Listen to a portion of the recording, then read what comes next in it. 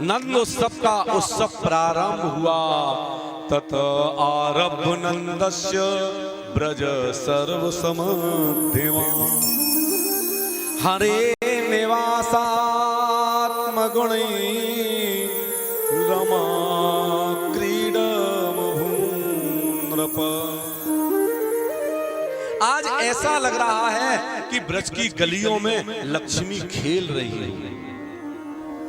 गोपियां जा रही हैं तो उनके कुंडल हार करधनी टूट टूट के गिर रहे हैं। इससे ऐसा प्रतीत होता है कि मानो आज ब्रज की गली गली में लक्ष्मी सो लेट रही हो, लक्ष्मी खेल रही है।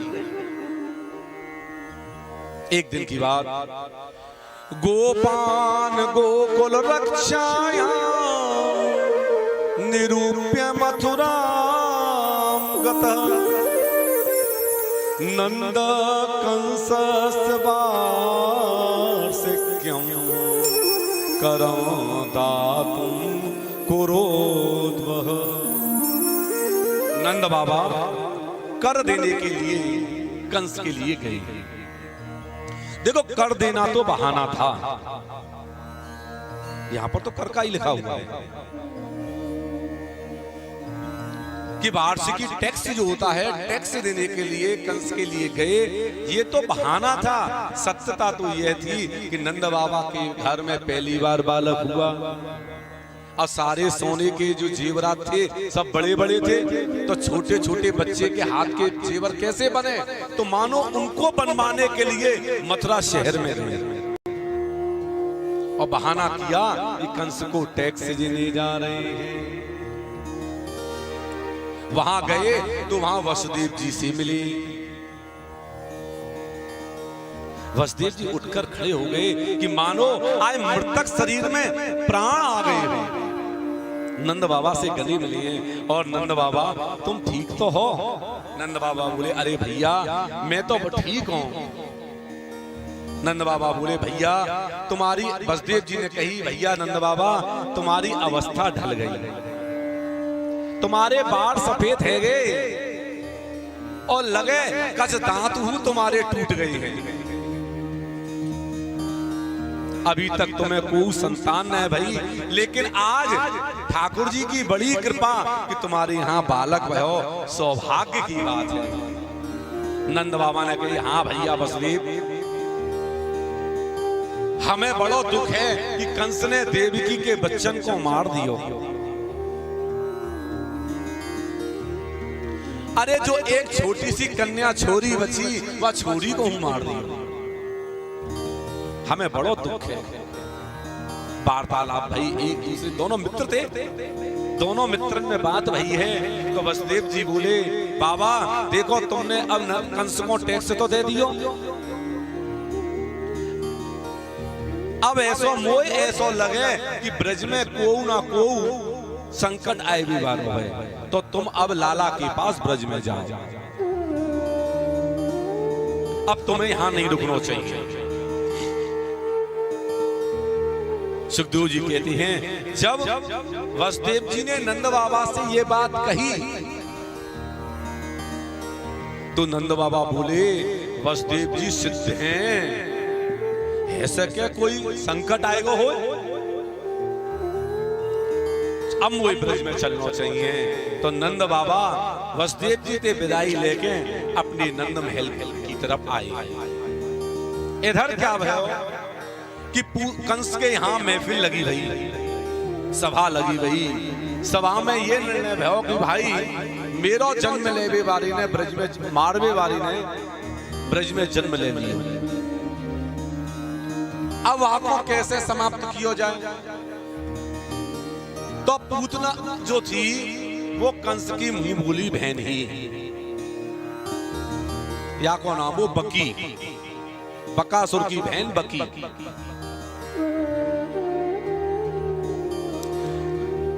तो या ने कही भैया तू कहे तो मैं जाऊं, मैं या को मार के आऊं। कंसेन प्रहिता घोरा पूतना बाल घातनी। शिशुश्चचार निघ्नति पुरग्राम ब्रजादिषु। पूतना बड़ी ही बाल घातनी ही। कंस ने कही जा बहन तू जा। ये पूतना जो होती है अहीरों की बस्तियों में जो छोटे छोटे बालक पैदा हुए सबको मारती हुई जाने लगी। इसका एक नाम था खेचरी, क्योंकि ये आकाश में उड़ना भी जानती थी।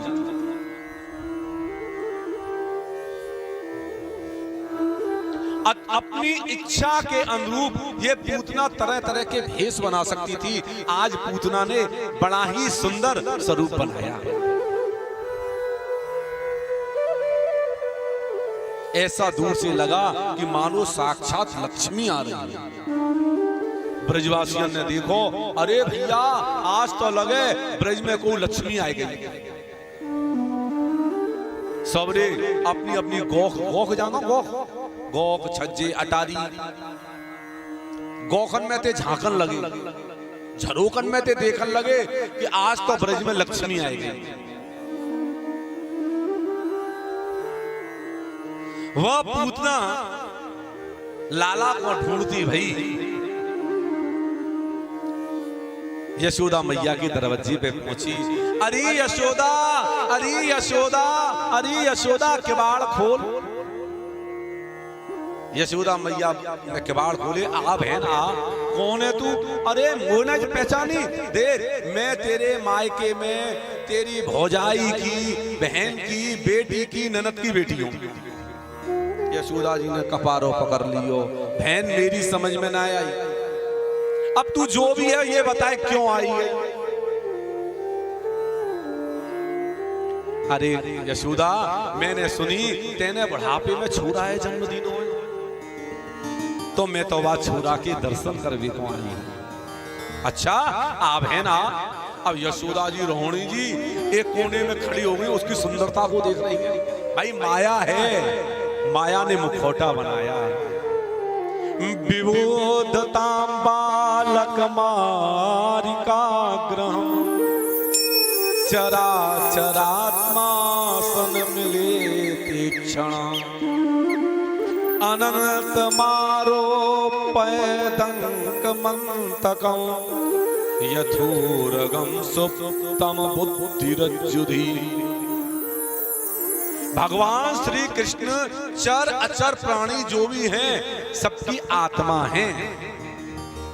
इसलिए उन्होंने एक क्षण में ही, एक सेकंड में ये जान लिया ये कोई और नहीं पूतना नाम का ग्रह है। ये पूतना नाम का ग्रह है ना, ज्योतिष में ही पूतना नाम का ग्रह है जो बालकों को कष्ट देता है। जैसे ही भगवान ने उसे देखा, देखते ही अपने नेत्र बंद कर लिए, आंख बंद कर लिया। तो यहां भगवान के नेत्र बंद करने पर संतों के अनेक विचार हैं। श्री वल्लभाचार्य जी ने तो अपनी सुबोधनी नाम की टीका में तो ऐसा कहा कि ये अविद्या का स्वरूप है। भगवान श्री कृष्ण ने सोचा अगर मैंने इसे आंख खोलकर देखा तो भगवान के नेत्रों के आगे माया टिक नहीं सकती, ये अपने वास्तविक रूप में आ जाएगी। अगर ये वास्तविक रूप में आ गई तो मेरी मैया डर जाएगी, और मैया डर जाएगी तो क्या होगा? मेरी बाल लीला कैसे होगी? मानो भगवान ने नेत्र बंद कर दिए। अथवा ये पूतना बाल घातनी है। भगवान ने कही बाल घातनी को थूत रहुना है देखना चाहिए, देखने से पाप लगे। जो निरे छोटे छोटे बालक ने, छोटे साल 1.5 साल के बच्चे ने मार है, ऐसी पापिन को तो मुंह भी नहीं देखना चाहिए। या लिए भगवान ने मानो नेत्र बंद कर दिए।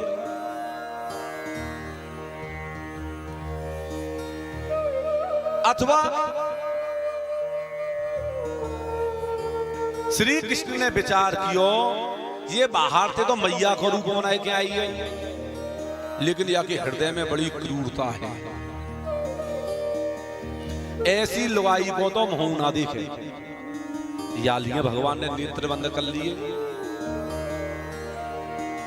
देखो ये पूतना पूर्व जन्म में राजा बलि की पुत्री या को नामो रत्नमाला। जब भगवान वामन अवतार लेकर छोटे से वामन भगवान गए हैं तो यानी जब बालक को देखो तो या के मन में वात्सल्य भाव आया रत्नमाला के हृदय में कि अगर मेरा ऐसा बेटा हो तो मैं अपना भाई दूध पिलाती। भगवान तो सबके हृदय की जानने वाली है। भगवान ने कही तथास्तु। और जब भगवान ने बलिया छलो तब यह क्रोध आयो तो यानी कही अगर मेरा ऐसा बालक हो तो स्तन में जो जहर लगाएगा वो जहर पवा देती है। भगवान ने कही तथास्तु। ये यथा माम प्रपद्यन्ते तांस तथैव भजाम्यहं हम, जो मुझे जैसे बचता है मैं उसे वैसे बचता हूं। ये भगवान की प्रतिज्ञा है। अब इसने क्या किया, इसने झट से भगवान को अपनी गोद में उठा लिया। यशोदा मैया और रोहिणी जी कोने में खड़ी है गई और याकू देख रही है गौर से कि ये लुगाई है कि आफत है। एकदम से यानी लाला पल्ला में तो उठा लिया। भगवान ने कहा ठीक है। भगवान ने नेत्र बंद करके मानो शंकर जी का ध्यान किया। हे भोले बाबा, दूध पीना हमारा काम है, हम छोटे से बालक हैं। जहर पीगो तो आपको काम है, आप आओ। गाढ़ं कराभ्याम भगवान प्रपीड्यत प्राणे समम रोष समन्वितो पिबत। रोष समन्वितो पिबत यानी शंकर जी का ध्यान दिया है। शंकर जी भगवान के बाल कृष्ण के हृदय में आके विराजमान हुए हैं। दूध तो पिया भगवान ने और उसके स्तनों से उसके प्राणों को खींचना प्रारंभ किया। मेरी प्रार्थना है जूते चप्पल पहन के प्रांगण में नहाए पाए। इस चीज का विशेष क्या है, हम और आप ही नियमों का पालन नहीं करेंगे, पालन कौन करेंगे। दूध के साथ भगवान उसके प्राणों को पी गई। जैसे ही भगवान को लेके अब तो वो आकाश में उड़ने लगी। भगवान ने कस के उसे स्तनों को पकड़ लिया और उसके दूध के द्वारा उसके प्राणों को खींचने लगे। सामुच मुंचालमती प्रभाषिणी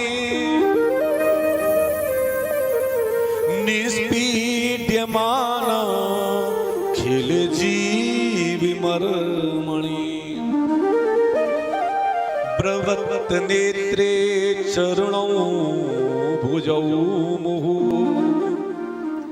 प्रसन्न गात्रा क्षिपति रुरोध। पूतना के शरीर के अंग फटने लगे। सामुंच छोड़ो, अरे लाला मुझे छोड़, अरे लाला मुझे छोड़। भगवान बोले मासी, हमारा एक नियम है, या तो हम किसी को पकड़ते नहीं, पकड़ते हैं पर उसे जीवन पर छोड़ते नहीं।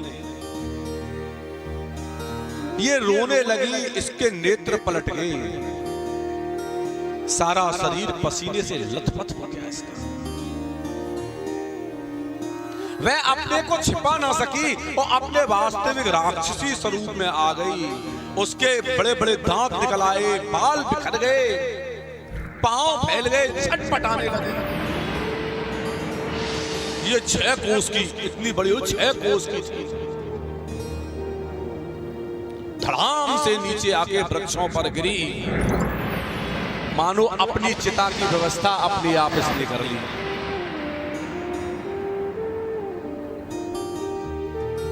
ब्रजवासियों ने इसके शरीर के टुकड़े टुकड़े किए। ब्रज में तो ऐसा कहते हैं, हाथ गिरोमा है वो हाथरस, कान गिरोमा है वो कानपुर। हाथ गिरा हाथरस हो गया, कान गिरा कानपुर हो गया। ब्रज के भाव है।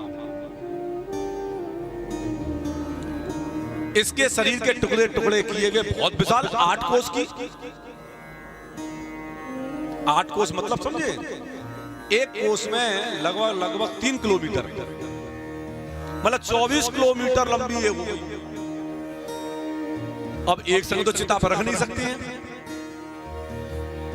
तो इसके टुकड़े टुकड़े करके अनेकों चिताएं बनाई गई, उसमें अग्नि लगाई गई। जो गति भगवान ने यशोदा को नहीं दी, वो गति पूतना को दी। एक हो ना हो मैंने इसका दूध पिया है, मेरी माँ तो हुई, तो एक बेटे का कर्तव्य इतना तो है कि माँ का अंतिम संस्कार करे। अब जैसे ही ये पूतना जली है तो इसके शरीर में से जो धुआं निकला है चिता का, वो बड़ी बात सुगंधी आ गई। धुएं में बदबू नहीं आई, इंसान को जलाया जाता है तो धुएं में बदबू आती है, लेकिन यहाँ सुगंधी आई। तो संतों ने कहा जिसका स्पर्श बाल कृष्ण के हाथों से हो गया, क्या उसके भी शरीर में दुर्गंध रही? और ये धुआं ब्रजवासियों की नाक में घुस गया, जिससे कि उनकी जो अविद्या थी वो नष्ट हो गई। अब जैसे ही यशोदा मैया को पता चला, अरे मेरो लाला कहाँ है, अरे मेरो लाला कहाँ है, देखो है तो लाला व पूतना के स्तन पे लग रो, वह सखी उठाए लाए, सखी ने लाए के मैया को दिया। अरे मैया यह समार के रख, ये धन धर्म घीते पायो, नीके राख यशोदा मैया नारायण घर आयो। अरे मैया ये धन है, बड़े भागन ते पाए हुए तेने, यह समार के रख, ये साक्षात नारायण है, या को ख्याल रख।